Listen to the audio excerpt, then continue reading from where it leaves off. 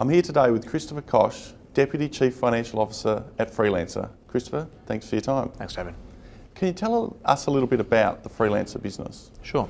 We've got two components in the business. The core part of the business is the Freelancer marketplace. It's very large. It's effectively eBay for jobs.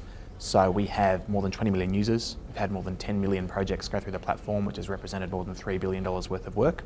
And you can post into that marketplace anything you want to get done. It might be a small piece of work or a technical piece of work, something like write some code, translate a document, build a website, or Photoshop an image for me, or it could be really complicated. We've had very complex use cases right up to including NASA using the marketplace to crowdsource component design for the space station. Most of the work is done remotely, so you might be hiring someone who's not necessarily sort of with you or in the same city. But we also have the capacity to hire people who need to be right where you are.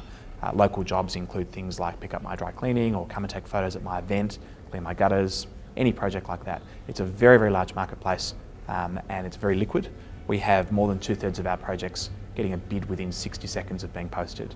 So you can have someone working for you effectively within minutes. Are you surprised by the level of success and global uptake of the Freelancer platform? Well, interesting question. We love the success of our business and it's going very well. If you look at market share or you look at any of the metrics, haven't even scratched the surface.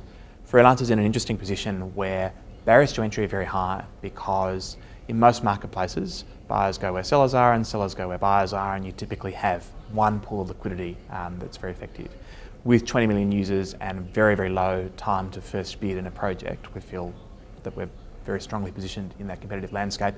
When Matt founded the business in 2009, and before he listed it in 2013, he actually did a roll-up of about a dozen other businesses in what was a fragmented space. So in that sense, defensively, we feel well positioned in that competitive landscape. If you look at the bigger picture, it's very easy to forget that the majority of the people on the planet are not connected to the internet.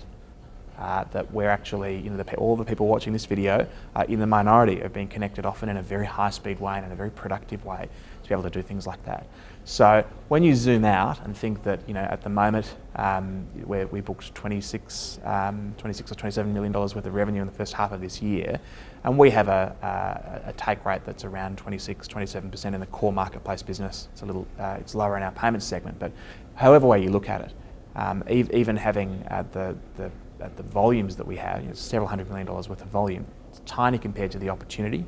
Not just the opportunity that exists today, but in particular the fact that when there are literally billions of people who are on the planet but not connected and not participating in marketplaces that are connected to the internet, there's a huge tailwind there.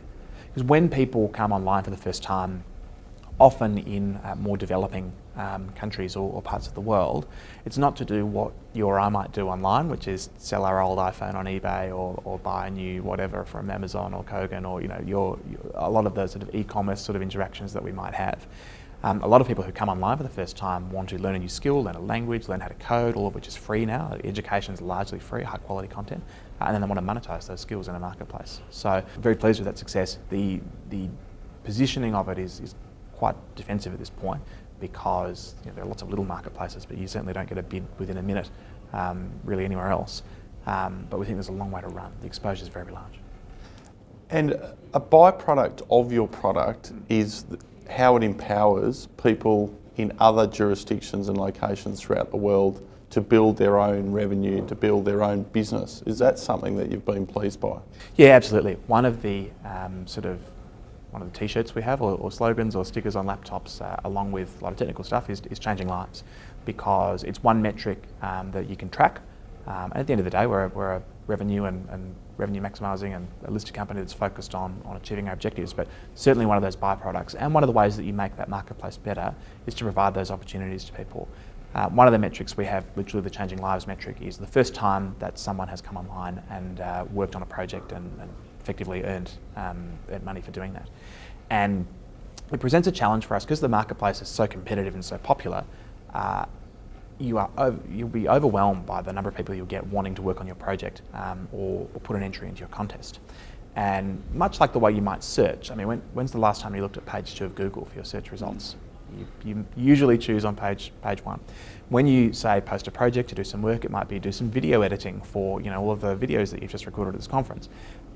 You might get tens or hundreds potentially of people bidding to do that work. Now, we help you. We have a ranking system. You can look at profile pages, you can look at feedback, portfolios of work, quantitative metrics. We'll give you many, many things to help you make that decision. You can also tick a box and have one of our specialist team of recruiters call you and match you with the right person, all those things. But one of the things that touches on the point you raised is, what if you're new? What if you're a new freelancer and you've just come online, or you've just got connected and you've learned a skill, or you want to do some work? How do you win that? How do you get sort of straight to the front? And that's one of those optimization exercises that's an interesting technical challenge, but it's blended into the way we do business. Where if you're a new freelancer, but you have a beautiful profile page, you've done payments verification with us, you've done ID verification, and you've uploaded a portfolio of work, and you've put all of those individual pieces of effort into your portfolio, that'll help you rank higher as well. So it's certainly a very empowering metric for the business. In many ways, it cuts through so many other kind of barriers or limits all over the world. I mean, the marketplace is in dozens of languages, dozens of currencies. It really doesn't matter who you are, what you look like, where you are. All of those things fall away because you can bid and win and complete work based on how well you do work and how well you present yourself in the marketplace. So it just cuts through a whole bunch of things that have probably been present in other incarnations of the labour market for a very long time. And in terms of looking forward, within the restrictions, obviously the ASX, what should investors be looking for along the growth path of Freelancer? Sure. The thing that we care about the most from the perspective of our marketplace business is we want more work to go through it. So in a way, we have an oversupply of freelancers. It's very competitive, and if you are a freelancer and perhaps you go from $10 a day to $10 an hour, you tell all your friends, it's very viral. That side of the marketplace is very much looking after itself at the moment. What matters to us is finding new employer-side people to post a project or post a contest. That's a great event for us. It happens thousands of times a day, but you still track it and you still see the numbers ticking over on the graph, and you can see them ticking over in real time on the bottom of our website as well, just in the footer.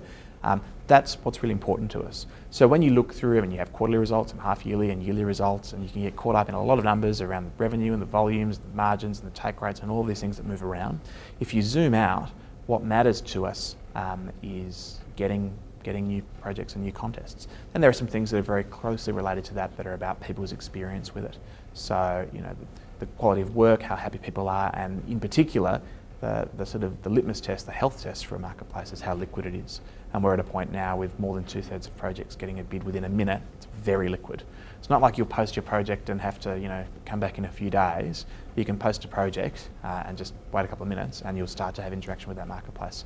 And from there, everyone demonstrates how willing they are to work with you, and you can get information around pricing and time to completion, and you're straight away you can go from the idea at the start of your project to the beginning of fulfilment within minutes.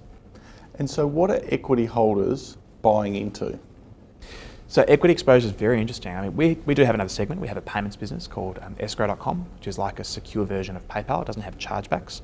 We like payments alongside a marketplace business because the marketplace business is in the business of matching people together to do work. When they do work, people do like to get paid. So we find the marketplace business and the payments segment, go very nicely with each other. Escrow we purchased last year. We're in the process of doing a lot of work to kind of rebuild and take that business, right up to a modern technical stack and do a whole bunch of things to grow it in the future. But the equity exposure, in particular, in the core business that you get, is relatively unusual. The way we've described it is acyclical. It doesn't require potentially what some people think is a sort of negative macro to grow. But unlike many other businesses, for us, any kind of macro turbulence or heightened volatility or economics not necessarily going always in the right direction is actually good for our business, in the sense that when that happens and you have a little bit of disruption in the labour market, you have plenty of employers and people on the buy side of our marketplace looking for new and cheaper and better and quicker and more flexible ways to get work fulfilled. And similarly, you also have a lot of people who are looking for new ways to get that work. So Freelancer is a high growth, revenue growth technology company that has really quite a unique exposure, in the sense that our equity story sits right alongside fundamental changes in the labour market, and a business that we believe that it's going in a very, very exciting direction. It's really just beginning to play out, and it's one of the things, every time I look even at our own investor presentation, I go and I look at the start of the About the Industry slide, and it says 55% of the people on the planet are not on the internet. It's not something that you keep front of mind because you roll out of bed and you check your smartphone, and kids probably check their smartphones as well, and we're in a very connected environment. So it's easy sometimes to forget how much that isn't necessarily true in a lot of developing countries, and the power of that economic tailwind and how influential it will be in how the labour market changes going forward. Christopher, thanks for your time. Thank you.